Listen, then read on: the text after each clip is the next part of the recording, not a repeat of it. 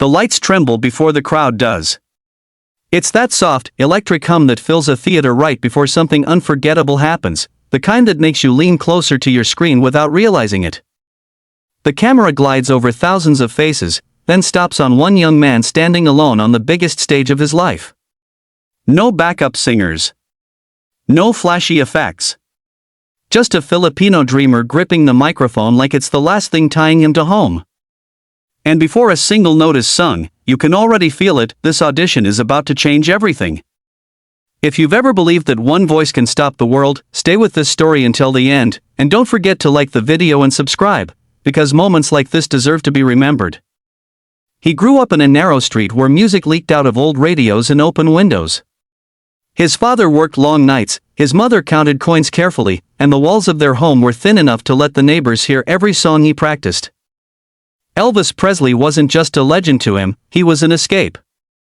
Late at night, when the city finally slept, he would close his eyes and sing softly, imagining a stage far away where pain could turn into applause. People told him it was impossible. "You sound good," they said, "but dreams don't pay bills." Still, he sang. At family gatherings. At small bars. At bus stops where strangers paused for a moment before moving on with their lives. The journey to the audition was not glamorous. He borrowed money for the flight. He carried a single bag filled with clothes and hope. Backstage, surrounded by confident performers and loud laughter, doubt crept in. His hands shook. His throat felt dry. For a moment, he thought of turning back. Then he remembered his mother's smile when he told her he was going to try. Not succeed.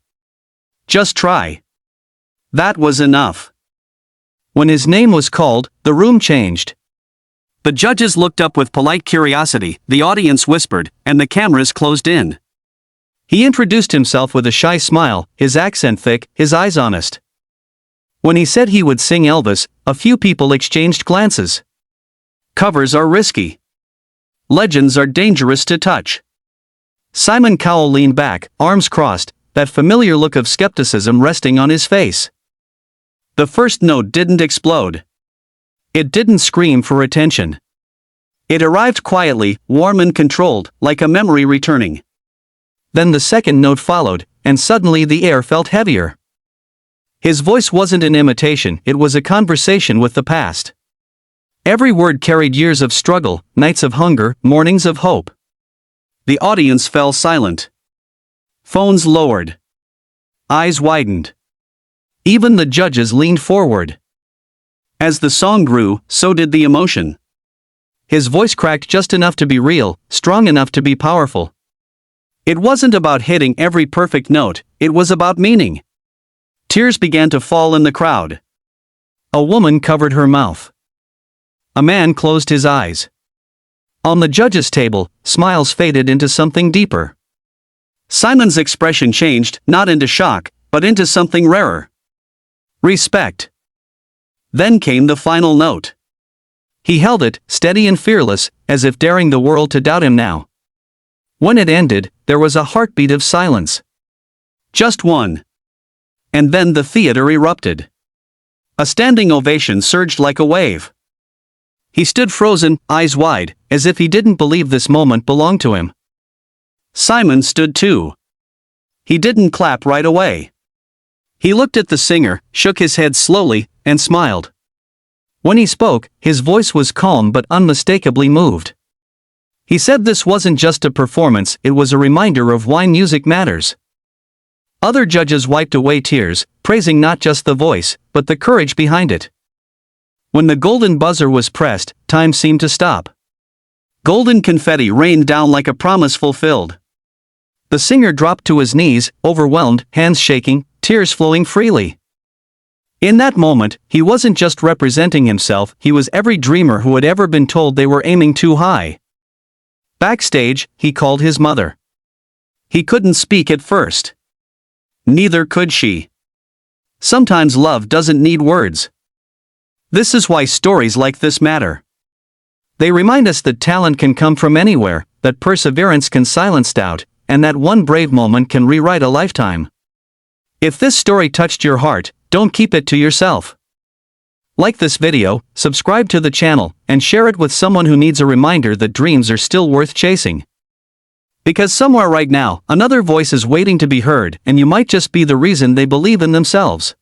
The theater is already loud, but there is a strange kind of silence hiding underneath the noise.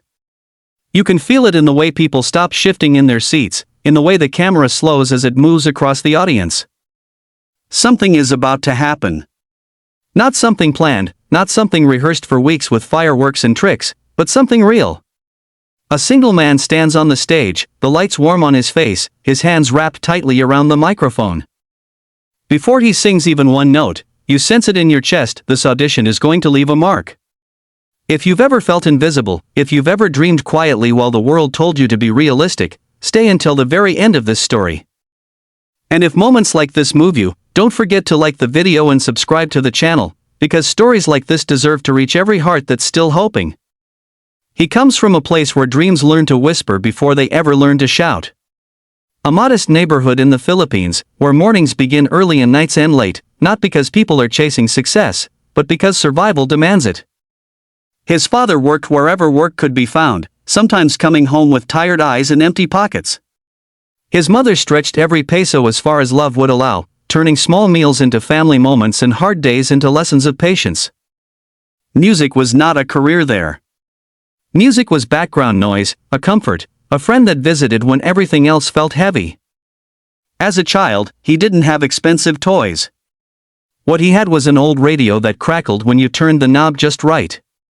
One night, a voice came through that radio that felt different. Strong, emotional, alive. Elvis Presley. He didn't understand the words completely at first, but he understood the feeling. The loneliness. The confidence.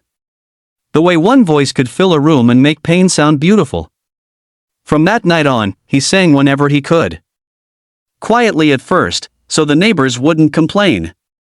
Then louder, when courage slowly replaced fear. Schoolmates laughed sometimes. "Why are you singing old songs?" they asked. Teachers told him to focus on practical things. Friends talked about safe jobs and realistic futures. But every time life tried to shrink his dream, music expanded it again. Singing became the place where he could breathe.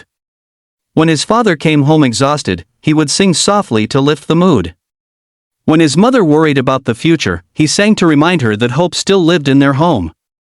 As he grew older, reality pressed harder. He worked small jobs, sang in local bars where people talked over his voice, where applause was rare and tips were smaller than dreams. Some nights he walked home questioning everything. Was this foolish? Was he chasing a fantasy meant for someone else? But then there were nights when a stranger would stop him after a song, eyes shining, saying, "I felt that." Those moments were small, but they were enough. The decision to audition didn't come easily.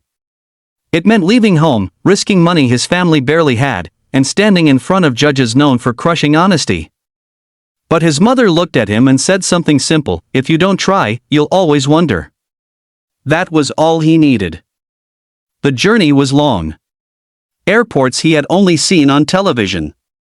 Cities that felt too big, too fast. Backstage at the audition, the air buzzed with confidence. People laughed loudly, stretched their voices, spoke about past performances and future wins. He sat quietly, replaying memories instead: his childhood home, his parents' sacrifices, the radio that started it all. His hands trembled. His throat tightened. For a moment, fear nearly won. Then his name echoed through the room. Walking onto the stage felt unreal. The lights were brighter than he imagined, the distance between him and the judges longer than it looked on screen. He introduced himself, his voice polite, respectful, slightly shaking. When he said he would sing Elvis, a ripple of reaction moved through the audience. Covers are dangerous. Legends invite comparison. Simon Cowell leaned back, arms crossed, expression unreadable. The music began. The first note was gentle, controlled, almost cautious. Then the second note carried more weight. By the third, the room had changed. This wasn't someone copying Elvis. This was someone telling his own story through Elvis. His voice carried years of struggle, gratitude, longing, and belief.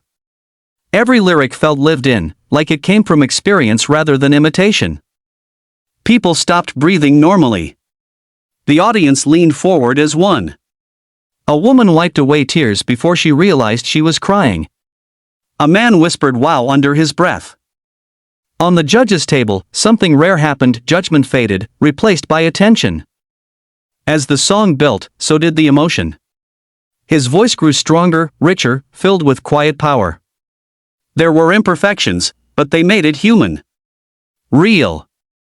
You could hear the boy who sang into a broken radio, the man who sang through doubt, the dreamer who refused to let go.